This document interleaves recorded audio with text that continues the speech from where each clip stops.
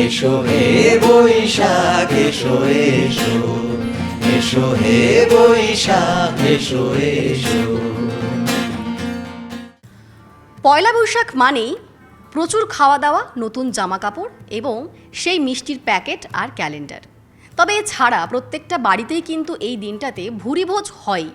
যারা একটু গ্রামের দিকে থাকেন তাদের প্রত্যেকের বাড়িতেই তো প্রায় প্রতিদিনই বাঙালি পদ রান্না হয়, কিন্তু তারা এই সমস্ত কন্টিনেন্টাল খাবার কোথাও গিয়ে মিস করেন। আর তার জন্যই ভেবেছেন দেবাশিস মাইতি, বং পিৎজার প্রতিষ্ঠাতা। আসলে তিনি কিন্তু প্রথমে ব্যাঙ্গালোরে গিয়েছিলেন তার চাকরির জন্য এবং দীর্ঘদিন চাকরিও করেছেন। তবে তিনি সেই চাকরির জীবন ছেড়ে হঠাৎ করে একটা অন্য জায়গায় অন্য স্বপ্ন নিয়ে যাতে বাংলার মানুষের ঘরে ঘরে পৌঁছে যাওয়া যায় সেই স্বপ্ন তিনি দেখেছেন। আর সেই স্বপ্ন তিনি কীভাবে পূরণ করলেন তার থেকে জানবো। আমাদের সঙ্গে রয়েছেন দেবাশিস মাইতি। আপনাকে অনেক ধন্যবাদ নিউজ 18 বাংলায় আসার জন্য। আচ্ছা, তো যেই বিষয়টাতে আমার খুবই জানার ইচ্ছে আছে যে এই বং পিৎজা একটা কর্পোরেট লাইফ থেকে হঠাৎ করে বাংলার মানুষের ঘরে ঘরে পৌঁছে যাওয়ার যে ভাবনা এবং এই বং পিৎজার যে একটা নিয়ে আসা, একটা বলা যায় যে উদ্ভাবন করা, এই পুরো বিষয়টা মাথায় কিভাবে এলো? দেখুন, মাথায় অনেক দিন থেকেই ছিল কিছু একটা করার, আর ফুড ইন্ডাস্ট্রিতে ঢুকবো এটা কনফার্ম ছিল। তো আমি মোটামুটি অফিসের সময় যেগুলোতে আমার স্পেয়ার টাইম থাকতো আমি গুগল করতাম কি হচ্ছে না হচ্ছে, কোথায় কি হচ্ছে। তো ম্যাক্সিমাম ক্ষেত্রে আমার একটা রিসার্চ ওয়ার্ক এটা উঠে এসেছিলো যে মোস্টলি গ্রাম বলুন বা শহরে বলুন একটা ধরনের খাবার প্রায় পাওয়া যায়। যেটা পাওয়া যায় না সেটা হচ্ছে এই কন্টিনেন্টাল ডিভিশনটা সেভাবে মফস্বলে অন্তত পাওয়া যায় না। যেমন আমি মফস্বলের ছেলে, আমার ঘাটালের বাসিন্দা আমি। তো সেখানে এমনি তথাকথিত দেখুন যেখানে বিরিয়ানি বা অন্যান্য তথাকথিত খাবার পাওয়া যাচ্ছে, কিন্তু একটা কন্টিনেন্টাল রেস্টুরেন্ট নেই। এখন কিন্তু এটা বাস্তব যে বাংলাতে একটু যদি গ্রামের দিকে যাওয়া যায় সেখানে কিন্তু প্রায় মানে প্রত্যেক বাড়িতেই বাঙালি খাবার খায়, যেহেতু বাঙালি খাবার বাইরে গিয়ে খাওয়ার চল খুব একটা নেই। তাদের যা চাই তা হচ্ছে কন্টিনেন্টাল এই পিৎজা কিংবা একটু ভালো টেস্টি বিরিয়ানি এইরকম। যেমন ধরুন আমাদের মায়ের বাড়িরা বা মা মাসিমা বা দিদিমা ঠাকুমারা যে বাঙালি রান্নাটা রান্না করেন তার যা টেস্ট আপনি রেস্টুরেন্টে যতই খান না কেন সেই টেস্টের সঙ্গে কোনোভাবেই আসবে না, হবে না। তো যেহেতু পিৎজাটা পাওয়া যেত না, সেই ভাবনা থেকেই মনে হয়েছিল যে যেটা ডিমান্ডে আছে, যেমন ধরুন বড় যারা পিৎজা জায়েন্ট তারা কিন্তু একটা সমাজসেবা করে গেছে যে পিৎজাটা কী, বা একটা ইয়াংস্টার বলুন বা একটা বাচ্চা ছেলে কিন্তু পিৎজাটা খুব বেশি পছন্দ করে, কিন্তু পায় না তাই খায় না। সেই ভাবনা থেকে আমার মনে হয়েছিল যে একটা পিৎজা ব্র্যান্ড বানাবো যেটা বাংলা নিজস্ব ব্র্যান্ড হবে। এবং বং এই কারণেই নামটা দেওয়া। আর একটা কারণ ছিল যে বাঙালিদেরকে প্রচণ্ডভাবে, আমি ব্যাঙ্গালোরে 17 বছর ছিলাম, তো বাঙালিদেরকে অন্যভাবে একটা প্রিটেন্ড করা হতো যে বাংলারা খুব লেজি হয়, বাঙালিদের সেরকম কোনো উচ্চাকাঙ্ক্ষা নেই। সেই জন্য বং ভাষাটা দেওয়া, যে বাঙালির তৈরি একটা ব্র্যান্ড। আর পিৎজা এটা হচ্ছে আমার কিন্তু পিৎজাটা খুব পছন্দের খাবার ছিল। মানে আমি যদি বিরিয়ানি ভার্সেস পিৎজা বলতাম, আমি কিন্তু স্যাটারডে সানডে আমাদের যে অফ থাকতো আমি কিন্তু পিৎজাটা অর্ডার করতাম। তো এই যে পিৎজা ভালোবাসেন, মানে এটা কি এখনো খাওয়া হয়? যে আপনি নিজেই যেখানে পিৎজা বানান সেখানে এই পিৎজা কি এখনো খাওয়া হয়? এইটাই হচ্ছে সমস্যা হয়ে গেছে এখন আমার ক্ষেত্রে। আমার হয়তো সেইভাবে আর পিৎজাটা খাওয়া হয়ে ওঠে না, কিন্তু হ্যাঁ নতুন নতুন যখন পিৎজা হয় তখন আমাদেরকে টেস্ট করানো হয়, আমাকে সেটা টেস্ট করতে হয়। বাট হ্যাঁ, যেই ব্যাপারটা ছিল যে একটা সময় 7 দিন পরে একটা দিন বসলাম, একটা বিরাটভাবে একটা পিৎজা পার্টি হলো, সেইটা এখন আর খাওয়া হয়ে ওঠে না। কারণ আমাদের প্রতিটা আউটলেটে গেলেই সেই পিৎজাই বানানো হচ্ছে, পিৎজা কেউ খাচ্ছে, সেভাবে আমার খাওয়াটা হয়ে ওঠে না। বাট এখনও আমি পিৎজা লাভার। আর আমাদের শুধুমাত্র আমরা পিৎজাতে বিক্রি করি না। দেখুন, সমস্যা হচ্ছে কি, আমরা মফস্বল থেকে আমাদের জার্নিটা স্টার্ট। সেখানে একটা পিৎজা ব্র্যান্ড বানাতে গেলে শুধুমাত্র পিৎজা আপনি কীভাবে কোনোভাবে সেটা সেল করতে পারবেন না। তো সেই ভাবনা থেকে আমাদের মনে হয়েছিল এটা মাল্টি কিউজিন লেভেলে নিয়ে যেতে হবে, সব খাবারই পাওয়া যায়। তো সেই জন্য ওখানে আপনার ইন্ডিয়ান, চাইনিজ, তন্দুর সবই পাবেন। কিন্তু হ্যাঁ, 60% অফ মেনু যেটা আমরা কন্টিনেন্টালি রেখেছি, যেটা সাধারণত ফ্রাইড চিকেন বলুন, বার্গার বলুন, স্যান্ডউইচ বলুন, সেগুলো সব জায়গায় পাওয়া যায় না, সেইগুলো আমরা রেখেছি। তথাকথিতভাবে আমাদের চাইনিজ এবং তন্দুর ডিভিশনটাও এক্সিস্ট করছে। তো আজ তো পয়লা বৈশাখের এই উপলক্ষে বিশেষ কিছু রয়েছে? একদম, পয়লা বৈশাখে আমরা সমস্ত ট্র্যাডিশন মেনে চলি। আমরা বং পিৎজা মানে আমাদের ইন্টেরিয়ার্স বাঙালিয়ানার মধ্যে থাকে। প্রতিটা ইন্টেরিয়ারে আমরা বিশেষ করে উত্তম কুমারকে খুব ইনফ্লুয়েন্স করে রাখি। আর আমরা পিৎজাটা সার্ভ করি কাঁচার থালাতে। হ্যাঁ, যেটা আমাদের মধ্যে একটা ইউনিকনেস। আমরা সবসময়, কেননা আমাদের চাইনিজটাও আমরা কাঁসার থালায় সার্ভ করি। নতুনত্ব একটা, যে পরিবেশনটা বাঙালিয়ানাই থাক। দেখুন, পিৎজাটা তো আমাদের নিজস্ব খাবার না, তো আমরা পরিবেশন, যেমন ধরুন আমরা যখন মামা বাড়িতে যাই বা আমাদের আত্মীয় স্বজনের বাড়িতে যাই, সেখানে কিন্তু চিলি চিকেনটা বানানো হয়, কিন্তু সার্ভ হয় দেখবেন কাঁসার থালা বা বাটিতেই সার্ভ করা হয়।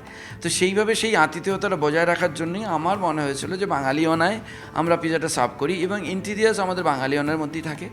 আচ্ছা, নতুন এবং আমাদের যে কোনো যে এই যে নতুন নতুন সেলিব্রেশনসের যে স্পেশাল ডেজ থাকে, সেখানে আমাদের বেঙ্গলি থালিজ হয়, বেঙ্গলি বাফেটস হয়, সমস্তভাবে it's a full fledged multi kitchen. তো আপনার পয়লা বৈশাখে আমাদের আনলিমিটেড বাফেট চলছে, যেটা 299 প্লাস জিএসটি, অ্যান্ড আমাদের কিছু কিছু সিলেক্টিভ স্টোরে পয়লা বৈশাখ স্পেশাল থালি চলছে, বাঙালি থালি, সেটা হচ্ছে আপনার 299 প্লাস জিএসটি। এখন কোথায় কোথায় আউটলেট কটা রয়েছে? এখন মোটামুটি আমাদের 36টা আউটলেট অপারেশনাল আছে। বা ভারতবর্ষের ওয়েস্ট বেঙ্গলের বাইরে আমাদের পাটনা, ভুবনেশ্বর, দিল্লি আর রাঁচিতে অপারেশনাল আছে। আর ওয়েস্ট বেঙ্গলের মধ্যে মোস্টলি কলকাতাতে আমাদের আছে 7টা আউটলেট, এবং আদার আউটসাইড কলকাতা মফস্বলের মধ্যে আমাদের প্রায় 25টার মতো আউটলেট আছে। এই আমরা খাওয়া দাওয়া নিয়ে তো কথা বলছি, নানা রকমের রান্না, খাওয়া দাওয়া। পয়লা বৈশাখ তো বিভিন্ন সময় বিভিন্নভাবে যাপন করি আমরা। এতগুলো বছর আপনি দেখেছেন পয়লা বৈশাখ, কোনো কি এখনকার মধ্যে আর তখন পুরোনো দিনের মধ্যে কোনো তফাৎ কি নজরে? অবশ্যই তফাৎ নজরে এসেছে। মানুষের চিন্তাধারা বা এই যে নিউ জেনারেশনস, তারা নতুন কিছু সবসময় ট্রাই করার একটা প্রচেষ্টা তাদের থাকে। যেমন আমাদের একটা স্পেশাল পিৎজা আছে, কাঁচা লঙ্কা বাটার চিকেন পিৎজা, যেটা প্রচণ্ডভাবে হিট আমাদের ইয়ংস্টারদের ক্ষেত্রে। এবং আমাদের কালকেই আছে, ধরুন একটা আমাদের টিউটোরিয়াল হোমের একটা অর্ডার এসেছে 500 পিস কাঁচা লঙ্কা বাটার চিকেন পিৎজা।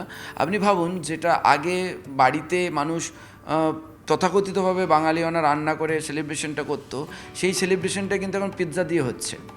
এবং চিন্তাধারাটা তাদের চেঞ্জ হয়ে গেছে, নতুন কিছু ভাবনা, নতুন কিছু দেখা যায়। এই যে আমরা কাঁসার থালায় যে পিৎজাটা পরিবেশন করেছি, তারা সেই ফটোগ্রাফসটা নিয়ে চারদিকে সেটা সোশ্যাল মিডিয়াতে আপলোড করছে যে সামথিং নিউ, মানে এটা একটা অন্য ধরনের চিন্তাভাবনা। যে বাঙালিয়ানাটাকে, দেখুন একটা কথা তো ঠিকই, আমাদের প্রজন্ম কী ছিল, যে নতুন বছর মানে আমরা সকালবেলা স্নান করে একটা অন্তত নতুন কাপড় পরে বাড়ির কিছু রান্নাবান্না খেয়ে সেটাকে সেলিব্রেশন করা। এখন সেটা তথাকথিতভাবে রেস্টুরেন্টে শিফট হয়ে গেছে, যে রান্নাবান্না আর হবে না, তথাকথিত বাঙালি রেস্টুরেন্টে যাব। আবার কিছু সংখ্যক মানুষ আছে, যেটাকে আমি মোস্টলি ক্যাটার করি, তাদের ক্ষেত্রে আবার কি একটু ফিউশন বা একটু নতুন কিছু আমি নতুন বৎসরে করলাম। আমি তো বাঙালি খাবারটা সবসময় পাবো। এমনও হয়েছে আমাদের রেস্টুরেন্টে যে কেক লাগবে না, পিৎজা কেটে তারা বার্থডে সেলিব্রেশন করে নিচ্ছে। তো অনেক কিছু চিন্তাভাবনার আজকাল সত্যি কথা বাঙালি কিন্তু বং হয়ে গেছে। সেটাকে কেউ তর্কের ক্ষেত্রে ভালো নিতে পারে, মন্দভাবে নিতে পারে, বাট এই জেনারেশন ঠিক এদেরকে এইভাবেই অ্যাকসেপ্ট করা উচিত। যেমন কিছু কিছু ক্ষেত্রে মানে অনেকে আমি দেখেছি যে তাদের কথা অনুযায়ী যে নতুন কিছু ভাবনা, নতুন কিছুকে অ্যাকসেপ্ট করতে এই নতুন প্রজন্মের বাঙালি কিন্তু অনেক এগিয়ে। তো এই নতুন প্রজন্মের বাঙালিদের জন্য কি নতুন টেস্টের কোনো পিৎজা আসছে? একদমই তাই, আমাদের দুটো টেস্টের পিৎজা আসছে। একটা হচ্ছে পোস্ত বাটা দিয়ে একটা পিৎজা, আমাদের খুব চিন্তা ভাবনা। হ্যাঁ, পোস্ত, ওইটা আমাকে ইয়েতেও জিজ্ঞাসা করা হচ্ছিল। এটা কিন্তু আমাদের একটা রিসার্চ ওয়ার্কের মধ্যে আছে। আসলে দুটো জিনিস কে প্রপারলি আনতে গেলে একটু রিসার্চ ওয়ার্ক করতে হয়। যখন কাঁচা লঙ্কা বাটা আমরা 7বার ট্রায়ালের পরে টেবিলে দিয়েছিলাম, তো মানে প্রচণ্ড, মানে হাইলি সেলিং কাঁচা লঙ্কা বাটা চিকেন পিৎজা। মানে এটা এমনভাবে বিক্রি হয় এখন, মানে এটা আমরা ভাবছি নিজেদের মধ্যে প্যাটেন্ট করিয়ে নেবো, যে আমাদের এত ডিমান্ড হয়ে গেছে, আপনি ভারতবর্ষের কোথাও এই পিৎজাটা পাবেন না। আর পোস্তটা দিয়ে আমাদের একটু চিন্তাভাবনা চলছে। আর একটা যেটা খুব বাঙালিদের মধ্যে চলে, মৌরলা মাছ, এইটাকে একটা ফিউশন করে আমাদের আনার খুব পরিকল্পনা। মানে মৌরলা মাছ দিয়ে পিৎজা, মানে এই যে ব্যাপারগুলো অনেকে ভাবে যে সম্ভব কিছু নয়, আমি আপনাকে বলছি অসম্ভব কিছু নেই। পুরোটাই টেস্ট বার্ডের উপর ডিপেন্ড করে। আপনি যখন পিৎজাতে খাবেন, সেটা যদি আপনার টেস্ট নিয়ে নেয়, তো তখন মৌরলা মাছ দিন কি আপনার বাসা মাছ দিচ্ছেন কি ভেটকি মাছ দিচ্ছেন, কোনো ম্যাটার করে না। তো আজকের এই পয়লা বৈশাখের দিনটা এখন কেমনভাবে সেলিব্রেট করা হয়? এখন আমার তো সেলিব্রেশনটা একটু কম হয়, কারণ পয়লা বৈশাখে 36টা আউটলেটের মনিটরিংটা আমাকেই করতে হয় মেনলি। তো একটা স্টোর থেকে আরেকটা স্টোরে দেখা, সেভাবে কীভাবে, প্রতিটা স্টোরে প্রচণ্ড ভিড়। এবং এই সময়টাতে আর এখনকার কাস্টমার্স বলুন বা যারা আছে না, তারা খুব একটু কিছু এদিক ওদিক হয়ে গেলে রিভিউ সিস্টেমটা এত আমাদের এখন কাছে, কিছু হলো তো সোশ্যাল মিডিয়াতে তারা লিখে দেবে, বা সেই জন্য প্রত্যেক দিন আমার একটা যুদ্ধ চলে প্রতিটা নজর দিয়ে পুরো একদম, মানে ধরুন আমাদের 200টা জন শেফ আছে আমাদের বংপিজার আন্ডারে, তো তাদেরকে প্রত্যেক দিন মোটিভেট করা, তাদেরকে সেভাবে কালটিভেট করা কালচারের সাথে, এবং সেইটাকে সেই জন্য আপনি পয়লা বৈশাখে আমার হয়তো সেলিব্রেশনটা কম হবে, হ্যাঁ এটা ঠিক যে একটা নতুন জামা কাপড় পরার যে চলটা আমাদের মধ্যে ছিল সেটা বজায় থাকবে, এবং ওই আমাদের রেস্টুরেন্টের ভেতরেই আমাদের দিনটা কেটে যায়। বেশ, শুধু আজকের দিনটা না, আপনাদের সারা বছর খুব ভালো কাটুক, এবং অবশ্যই বং পিজা থেকে আমরা আরও নতুন নতুন ফ্লেভারের কিছু পিজা এক্সপেক্টও করছি। অনেক অনেক ধন্যবাদ। Thank you. সবাইকে বলবো নববর্ষে ভালো থাকুন, সুস্থ থাকুন, আর জমিয়ে পেট পূজা করুন। Thank you.